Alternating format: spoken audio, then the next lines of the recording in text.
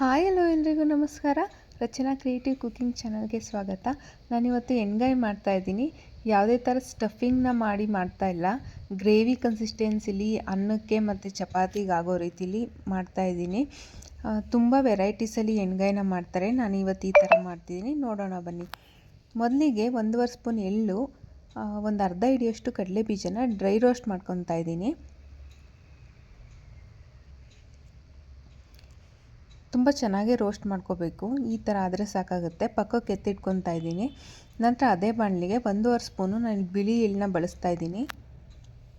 ಇದು ಕೂಡ ಫ್ರೈ ಆದಮೇಲೆ ತಣ್ಣಗಾದಮೇಲೆ ಇವೆರಡೂ ಒಂದು ಮಿಕ್ಸಿ ಜಾರಿಗೆ ಹಾಕ್ಕೊಂಡು ಪುಡಿ ಮಾಡ್ಕೊಳ್ಳೋಣ. ತರಿಯಾಗಿ ಪುಡಿ ಆದರೆ ಸಾಕಾಗುತ್ತೆ. ನೋಡಿ, ಈ ಥರ ಆದರೆ ಸಾಕು. ಇದಾದ ನಂತರ ಈ ಒಂದು ಖಾರ ಹರ್ಕೊಳೋದಕ್ಕೆ ಒಂದು ಮಸಾಲೆ ಬೇಕು ಎಣ್ಗಾಯಿ ಮಾಡೋದಕ್ಕೆ. ಆ ಮಸಾಲೆ ಏನೇನಿದೆ ಪದಾರ್ಥಗಳು ನೋಡೋಣ.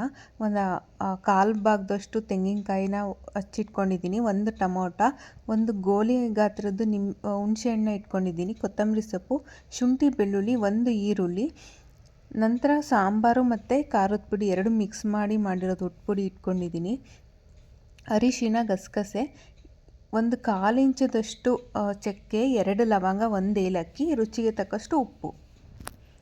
ಇವೆಲ್ಲದನ್ನು ಒಂದು ಮಿಕ್ಸಿ ಜಾರಿಗೆ ಹಾಕ್ಕೊಳ್ಳೋಣ. ಮೊದಲಿಗೆ ಇಲ್ಲಿ ಕಾಯಿ ಹಾಕ್ತಾಯಿದ್ದೀನಿ. ಒಂದು 1/4 ಭಾಗದಿಂದ ಸ್ವಲ್ಪ ಜಾಸ್ತಿ ತೊಗೊಂಡಿದ್ದೀನಿ, 1/4 ಭಾಗ ತಗೊಂಡ್ರು ಸಾಕು.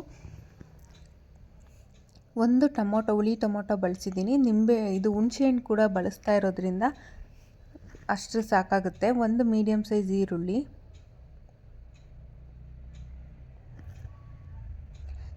ಕೊತ್ತಂಬರಿ ಸೊಪ್ಪು, ಹುಣಸೆಹಣ್ಣು,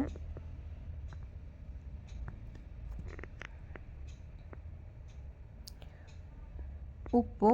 ಈಗ 1 ಸ್ಪೂನ್ ಹಳ್ಳುಪ್ಪನ್ನ ಹಾಕ್ಕೊಂಡಿದ್ದೀನಿ. ಆಮೇಲೆ ರುಚಿ ನೋಡಿ ಕೂಡ ಹಾಕೋಬೋದು.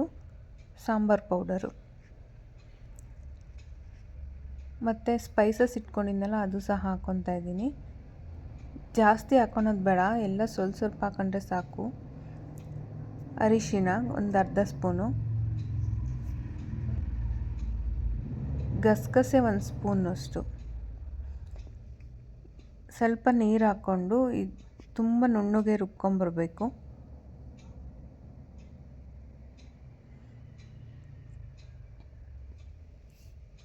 ರುಬ್ಬಿದ್ದಾಗಿದೆ ನೋಡಿ, ಈ ಥರ ಆಗಿದೆ.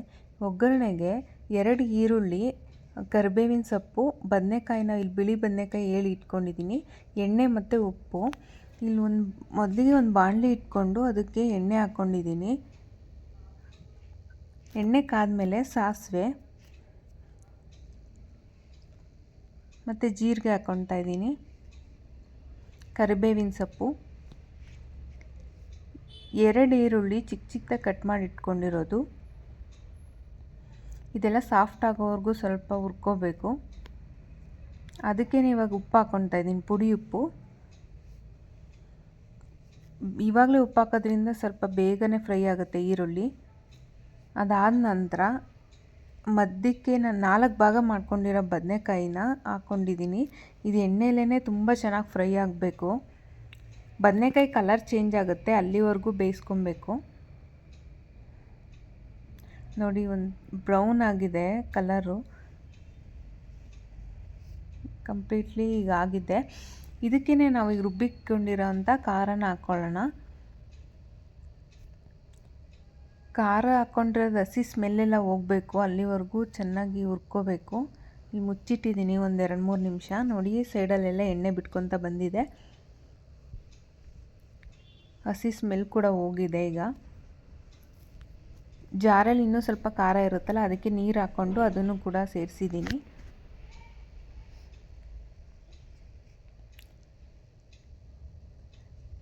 ಮತ್ತು ಮೊದಲೇ ರುಬ್ಬಿಟ್ಕೊಂಡಿದ್ವಿ ಅಲ್ವಾ ಎಳ್ಳು ಮತ್ತು ಕಡಲೆ ಬೀಜನ, ಅದನ್ನು ಒಂದು 2-3 ಸ್ಪೂನ್ ಹಾಕಿದ್ದೀನಿ.